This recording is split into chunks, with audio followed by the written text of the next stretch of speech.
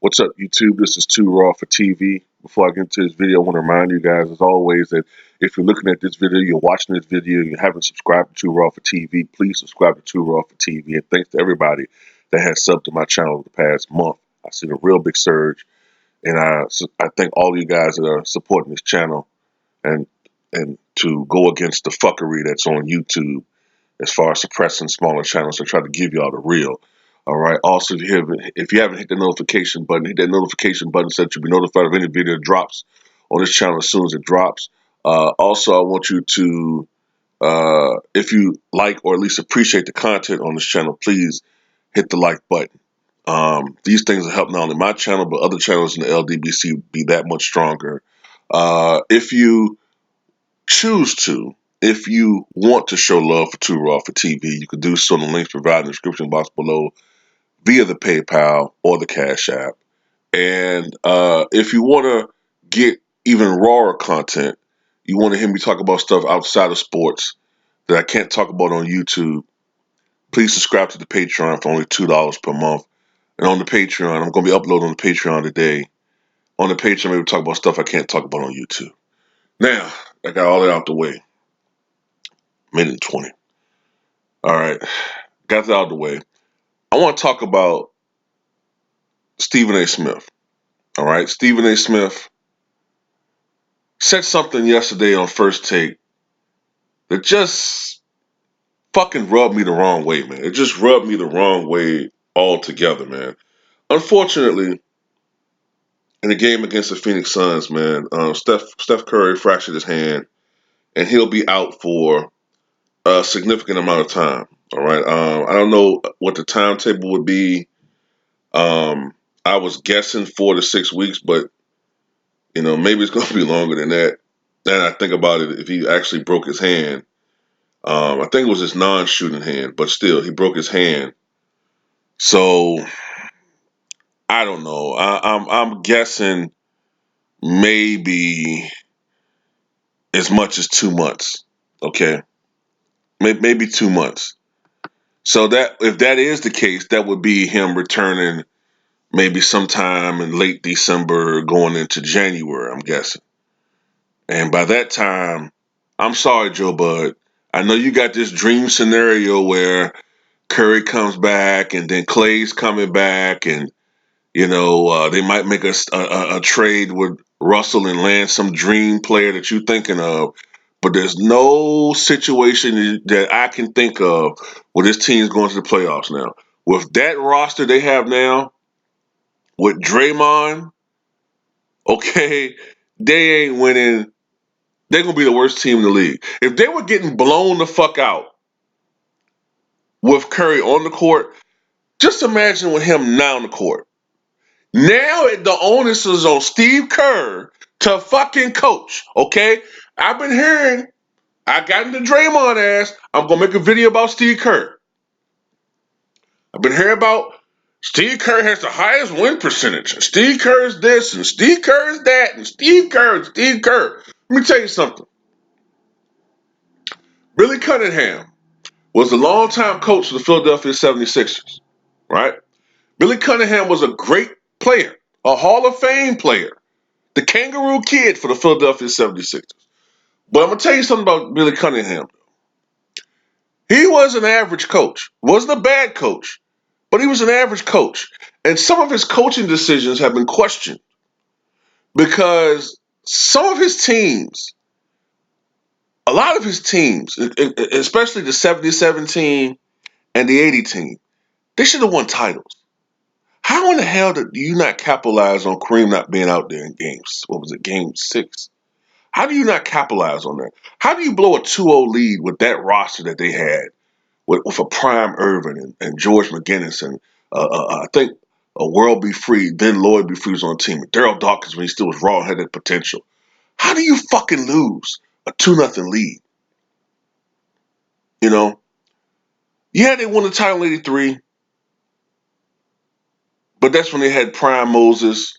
You know, you can't really lose with a super team like that. Moses Malone, Julius Erving, Andrew Toney, Mike Ivoroni, Maurice Cheeks.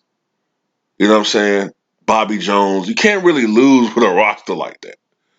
But the thing is, Billy Cunningham was pretty much an average coach. Steve Kerr is not even average. He's a horrible coach. And it's being exposed now. But back to what Stephen A. Smith said. He was saying that in reality, he thinks that this injury was a blessing in disguise. He's happy that he got injured because now it's going to free him from the grind that was going to be this regular season. And he wants him to be out there with his gang of misfits and Klay Thompson and come back full strength, maybe with another star next year and they can have a run. The problem I have with that comment is this. You cannot on one end say that Steph Curry belongs in the pantheon of all-time great point guards. Okay? You can't sit there and say that. But then on the other end,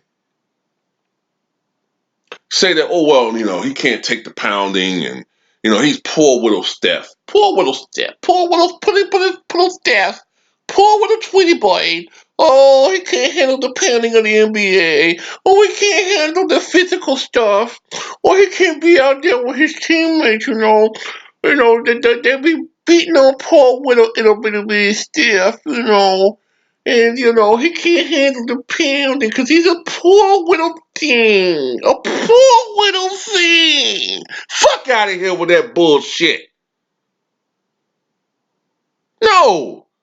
Basically, to me, it's like he's condoning load management, right? I understand they've had these long, grinds as far as like playoff runs. I get that completely. But you know who else has had long playoff grinds in NBA history? The Lakers in the 80s.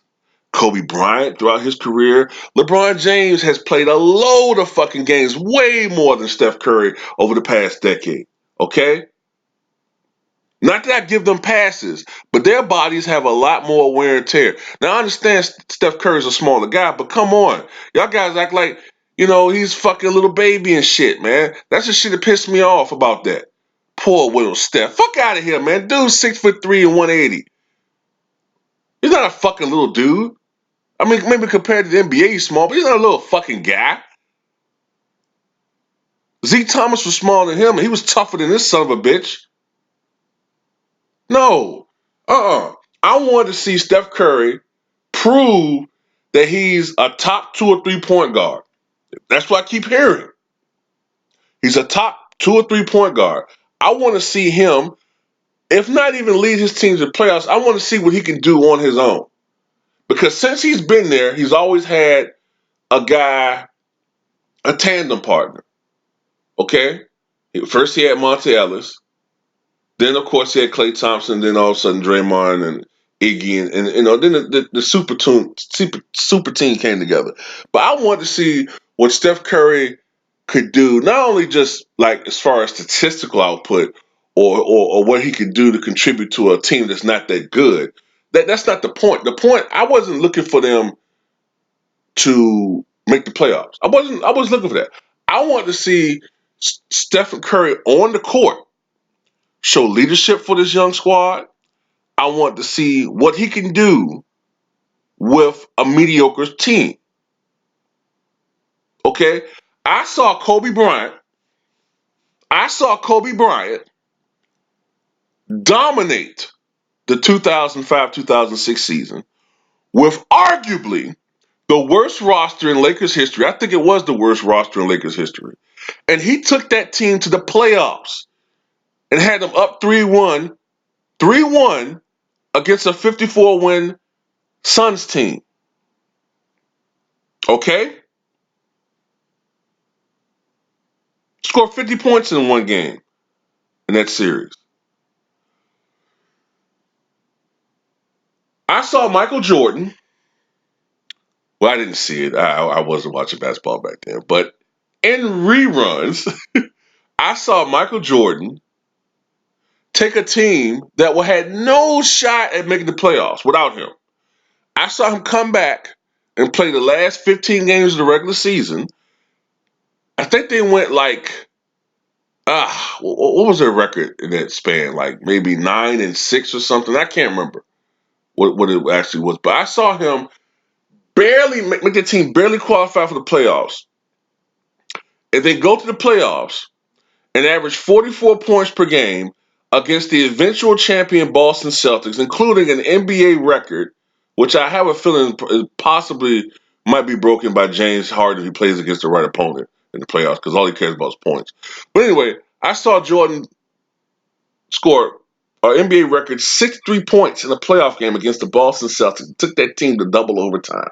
A team that had not lost at home but one time that year, and it was against the Portland Trailblazers. Okay?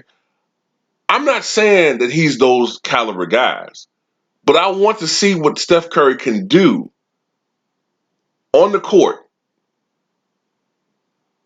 in a situation where he has to show leadership. I want to see what Steph is capable of doing on a team where the onus is on him. Basically, I want to see if he can take a team and carry it. I want to see how far he can carry a team by himself. Okay? And all these guys are talking about like, oh man, well, you expecting too much of Curry, man. Oh man, it was only 3 games. Look, fuck this dude not a rookie. Okay? It's like, okay, I can understand if Steph Curry was a rookie and I'm on him for not playing well the first couple games. Oh, of course not. Okay? But if I expect more from Lonzo Ball in his third season than what some of you so-called basketball fans expect, you damn sure I'm expecting more from Steph Curry in 4 games, a guy that's been in the league for 10 years. And y'all guys want to baby and coddle this dude, man. It's y'all want to baby and coddle and hug and squeeze and fuddle and handle and goodle all this shit with Curry, man. I don't know what the fuck it is, but LeBron James get treated like a field nigga. I know what it is, partially, but I'm not gonna go there in this video. But yeah, LeBron James, goddamn. If the situation was reversed, and if LeBron James, if this was LeBron's first year with the Lakers, if this was last year, and the first game he was down 20 points, and in the second game he was down 40 points at home to somebody, y'all know good and goddamn well, y'all would say, why are you not harder on LeBron James? Y'all want me to verbally fucking lynch LeBron James. Every fucking video. When a situation presents itself, yeah, I'll blast LeBron James. But I'm not gonna just do it just because y'all get some type of kick out of it. No. Everybody, I'm an equal opportunity, cuss outer. Ain't nobody gonna get no special passes with me. Oh no, you can't go in on the brother Steph. Fuck no, yeah, I can. Nah, but he don't get no special passes, man. And like Sayla said in his video yesterday, okay, I pretty much think that the season is done. If he do come back earlier, let's say he comes back next month, and let's say that for some reason the Warriors are barely under 500. I don't know, some miracle. D'Angelo Russell fucking, I don't know, man. They go through a hot streak or something. And let's say the Warriors are like maybe only 5 or 6 games under 500 come December.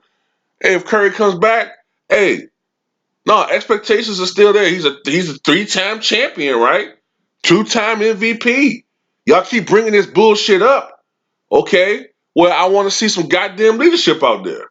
Not somebody fucking laughing and smiling and playing when you're down 29 points in the first quarter.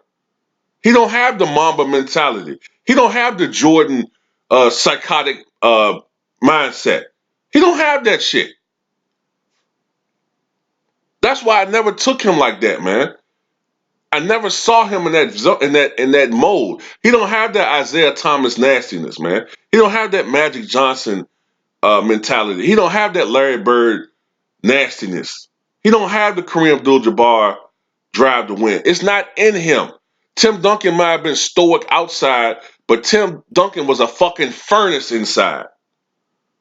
I always say Tim Duncan was like the Joe Louis of the NBA, man. On the outside, he looked stoic, but on the inside, that motherfucker had a furnace inside him burning. He wanted to win so bad.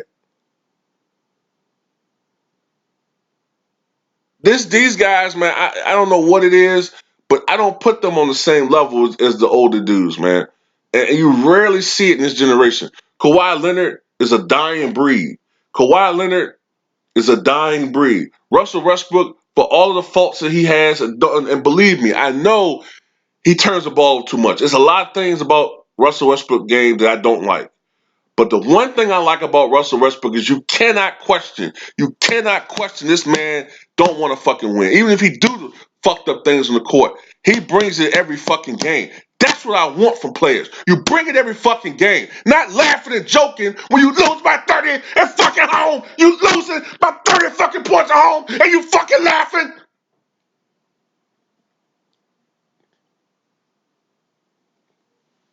Oh, I think he need to sit the season out. You know what I'm saying? Shut the fuck up, Stephen A. Smith. But then you'll criticize LeBron James or Kawhi Leonard for load management, but he can sit on his fucking ass. Oh, well, man, fuck out of here.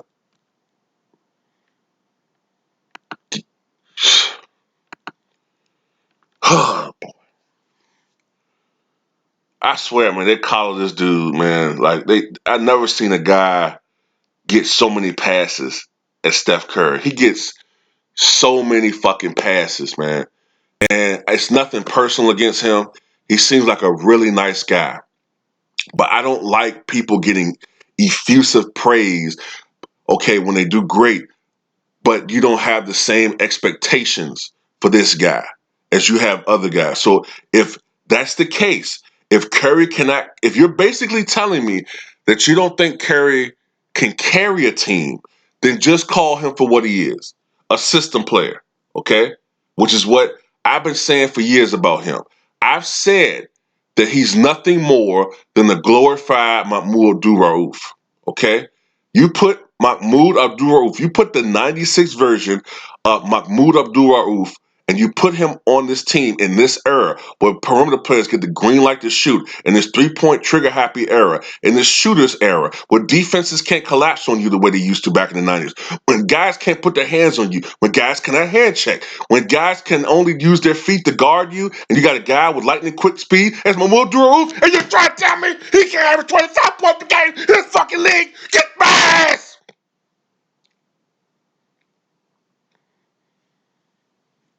Chris Jackson, which is what he was known for when he played at LSU, averaged 37 points per game.